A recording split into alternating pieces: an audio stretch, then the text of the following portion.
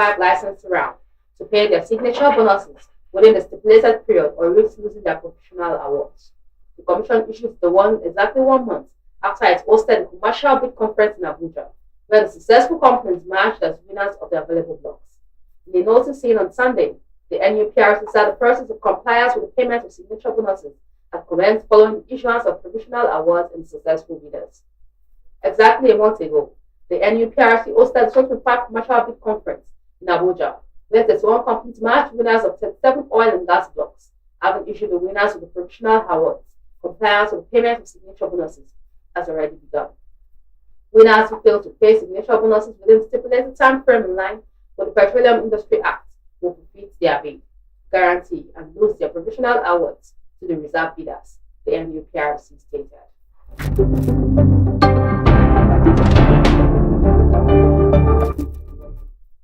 CBN tightens scrutiny of banks' asset quality. Major banks are experiencing delay in the release of their first half financial results as the Central Bank of Nigeria tightens examination and approval processes in a more intensive scrutiny of bank assets and quality of earnings. 5 major banks, Guarantee Trust Holdings Company, Access Holdings PLC, Zenith Bank International PLC, United Bank for Africa PLC, and Stanbic IBTC Holdings PLC, which control more than 2/3 of the banking industry, are facing greater scrutiny of their financial results. The banks, in separate statement, stated that they would not meet weekend deadline for the release of their audited results for the first half of 2026, citing ongoing reviews of their financial statements by the CBN. Banks that had approved their audited results and submitted same for onward examination and approval by the Apex Bank said they were still awaiting final approval of the Apex Bank. Banks cannot make public their audited reports and accounts without prior and final approval of the Apex Bank. Banks that had approved their audited results and submitted same for onward examination and approval by the Apex Bank said that we are still awaiting final approval of the Apex Bank. GT Co, which has concluded its half-year report by July 28th and was ordinarily required to submit the audited reports this weekend, has sought for extended timeline to September 30th, 2026. Also, Zenith Bank, which received board approval for its half-year report on July 29th, stated that its report will now be released on or before October 9th. Access Holdings has secured extension till September 30th, while UBA said the release of its report is conditional upon receipt of Apex Bank's approval.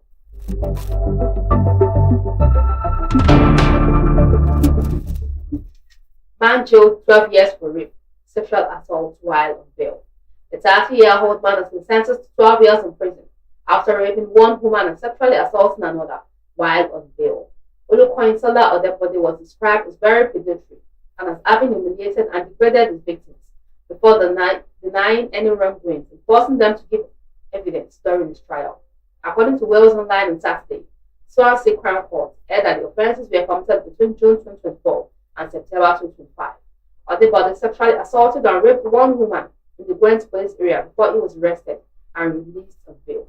Subsequently, sexually assaulted another woman in the Dyfed police area. He was convicted at trial of 1 count of rape and 2 counts of assault by penetration before returning to court for sentencing. Mark Casey, prosecutor, told the court that Odebode posed a danger to women and that his actions had caused life-altering consequences for his victims. The prosecutor said the probation service report highlighted Odebode's lack of insight into his offending and his complete rejection of the jury's findings.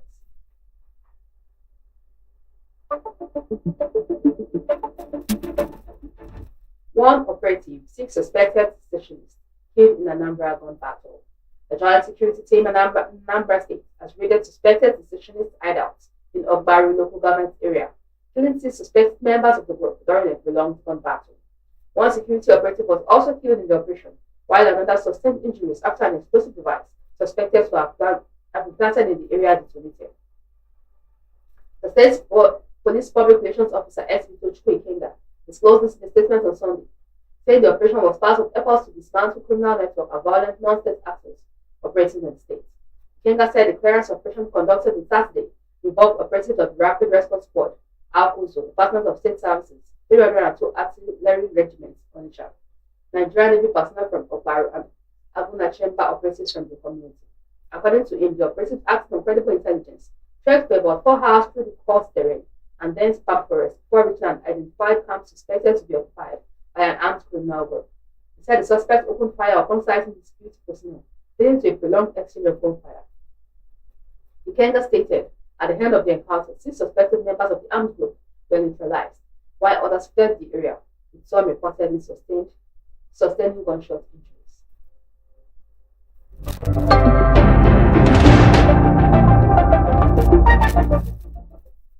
American jailed 10 years for using ChatGPT to plan bank robbery. A 23-year-old Omaha, Nebraska man who used ChatGPT to plan a bank robbery has been sentenced to 121 months in federal prison after he robbed the bank at gunpoint and threatened 2 employees with death. Darren Lewis Payne was sentenced on August 13, 2006, according to the United States Attorney's Office for the District of Nebraska, a statement published on August 19.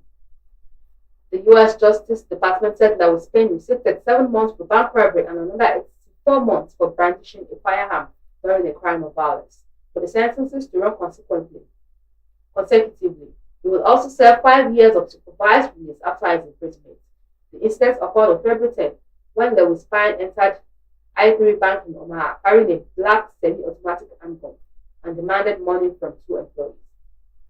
He pointed the armed gun at the tellers and told them he would kill them if they did not comply. The Justice Department said, adding that he ordered the employees to empty their cash drawers and warned them not to include any die packs in the cash. The teller complied, allowing Lewis Payne an escape with approximately $9,175 in cash. Investigators later used surveillance footage from the bank and nearby residential cameras to identify the suspect and the vehicle allegedly used in the robbery.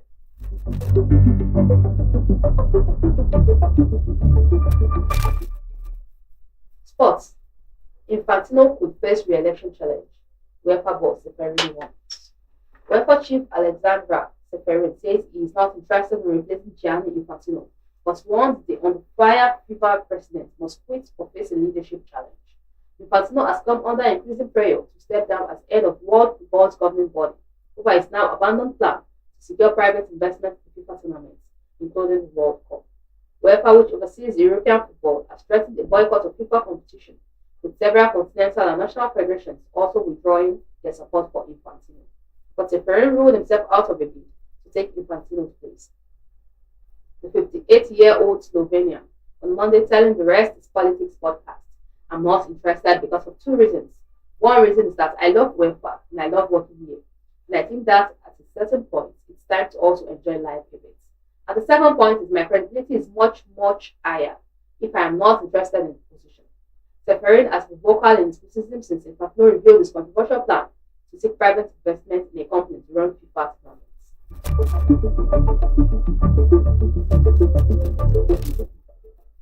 Osimhen can end Man United woes.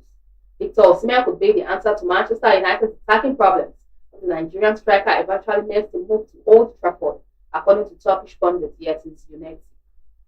Speaking in comments shared by Aspo, Yuneti hailed the Galatasaray forward's quality and suggested that there are few clubs in Europe where he would not be capable of playing.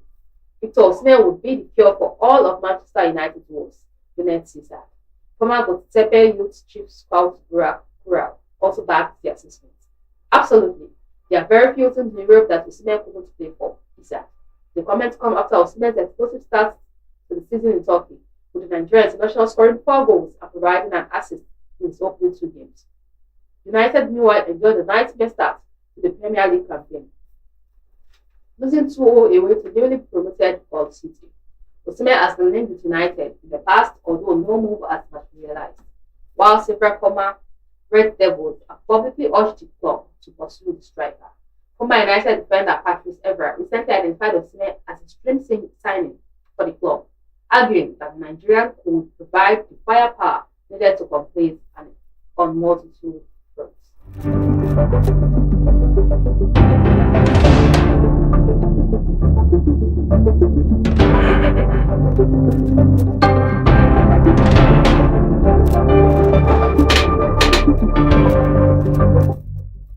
Entertainment.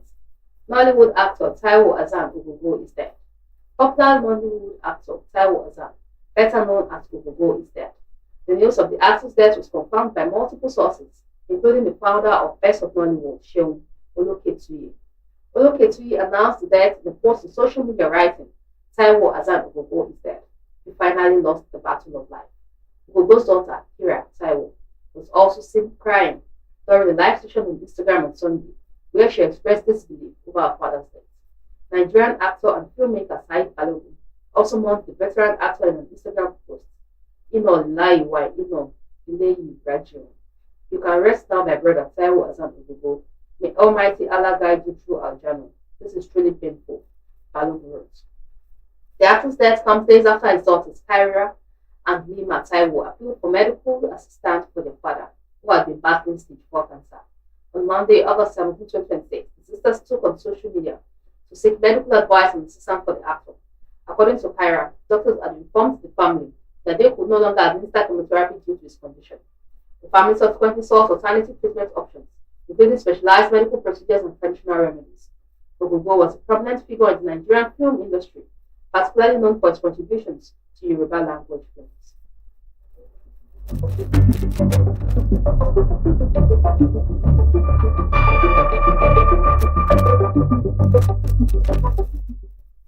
Magix announces mother's death, mourns painful loss.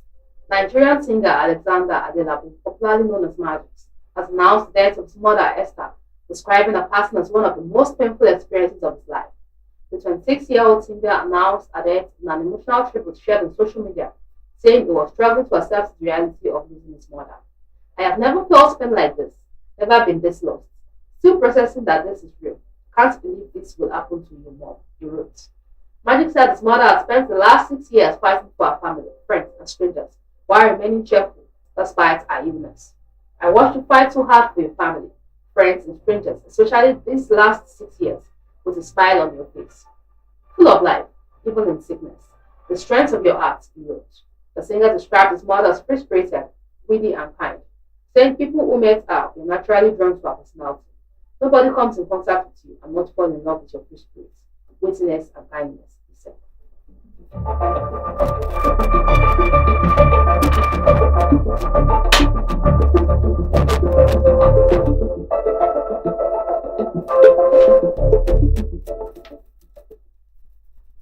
Recap of the major headlines. Park Bonanza. Governors face questions, payouts eat for 7 trillion naira. NUPRC gives 31 oil block winners payment deadline.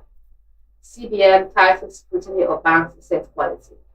American jailed 10 years for using ChatGPT to plan bank robbery. Sports. Infantino could face re-election challenge. UEFA boss Seferin wants. The cement can end Man United's woes. Entertainment. Nollywood actor Taiwo Azam is dead. Magix announces mother's death, mourns painful loss.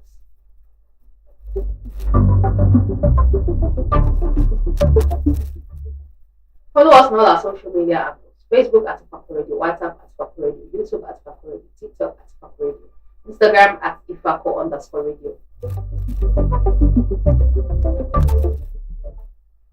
For news reports, contact us at ifakoradio@gmail.com or call our WhatsApp 091 2222